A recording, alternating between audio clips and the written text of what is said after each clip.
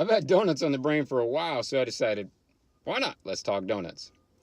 And it shouldn't surprise you that donuts are a fairly popular treat both here in the States as well as around the world. U.S. citizens don't have to worry about a shortage, though, since it produces an estimated 10 billion wheel-shaped pastries each year. And Canada's no slouch either, holding their own with the top spot among all countries with most donut shops per capita. Way to go, Canucks! The city of Boston has the most donut shops per person, roughly one for every 2,500 people. And I'd make a joke about Boston having an obesity problem, but both the major cities I suburb made the top 5 list, so maybe we'll just let that slide. You want to chat more randomness about donuts? Let's do it after this.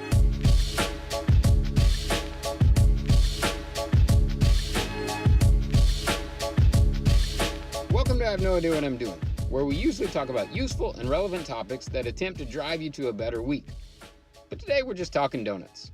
As much as we'd like to convince ourselves otherwise, donuts aren't healthy. A glazed donut has about 240 calories, whereas a raspberry jam-filled donut from Krispy Kreme has about 300. But if you're really looking to step things up, grab a single chocolate ice donut while you're at the cream and start your morning with a 350-calorie gut punch. Granted, if you know me, you know that my knowledge of health and calories is about on the same level as Americans and their knowledge of the metric system.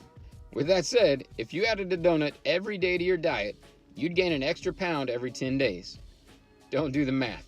If you do, you'll find out you can add a 3-year-old to your waistline each year. And finally, if you happen to be friends with John Haidt, you might want to tell him to slow his roll just a bit as he holds the record for the most donuts eaten in 6 minutes, powering through 29 of them in presumably one of the more self-loathing moments of his life. And don't get me wrong, I like donuts.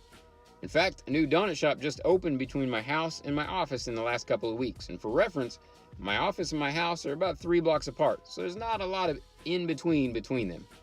And yes, for you nosy folks, I've already visited more than once. Don't judge. Well, last week I stopped in and grabbed a box of the office because donuts.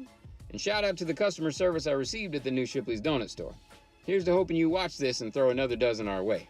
But I told you at the start of this video, I've had donuts on the brain for a bit, and this video really wasn't a ruse just to try and get a donut sponsorship. A few months ago, my business partner showed up to our standing Friday coffee gathering, and I could tell he had something on his mind. He proceeded to tell us about his son and some repetitive bullying that was going on at his school. And thankfully it hasn't gone as far as physical contact, but bullying is still bullying no matter how you slice it. Unfortunately, not only had the harassment gone on for a while from one certain group of students towards another, the newest twist included a parent of one of the offending students now as well. You see, a day earlier, a mom decided to bring donuts in for some occasion for the 7th grade. As parents now know, if you're bringing some for those in class, you're bringing enough for all. And since this is a smaller school than most, it's requested that you bring your snacks during the lunchtime and that you bring enough to cover the entire grade, which is less than 40 kids, I believe. Well, Donut Mom came and she made a big deal out of the donuts and the intended recipient along with most everybody in the cafeteria, except for one table. Conveniently, Donut Mom, who maybe you figured out now by as the mother of the biggest offending bully in the grade, didn't bring enough donuts to cover the entire room. The group of boys at one table were left out of the donut celebration and left with a, "Sorry guys, that's all I had." We'll skip forward about 18 hours later and we're talking donuts over coffee. My business partner learned of the possibly unintentional slight the evening prior, and he was just a little tired of it all. As a parent myself of school-age children, I get it. Watching your kids get picked on, left out, or hurting is no fun. And you fully expect it to happen from kids because, as we all know, kids can be mean. But what you don't expect is to see it from grown adults toward children as well. If it wasn't intentional, well, shame on her. If it wasn't intentional, then I'd also say shame on her as well. So then, what's a dad to do? What would you do?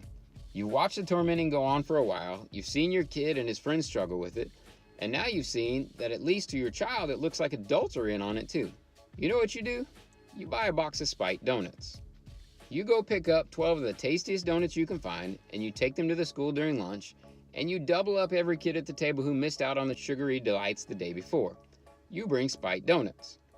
There's no special occasion, no birthday, no test scores to celebrate. What there is a small attempt to show your kids how to stick it to the man. You don't have to call out the other kids or even wave donuts in their faces. They know. That's spiked donuts. Well, here's the deal. And maybe I'm way off base here with bad advice, but sometimes, not super often, but sometimes, life lessons don't always have to be about biting your tongue and turning your cheek. Sometimes to teach a lesson, You just have to grab a box of spiked donuts. Maybe you know of somebody taking it on the chin right now. Somebody a little down or that's been getting picked on. Or maybe you can't think of anybody at the moment, but it just so happens that you'll come across one this week. How will you react? Are you one that piles on, or are you there to help? Donuts may not always be the answer, but I can think of a couple ways they might come in handy. Until next time.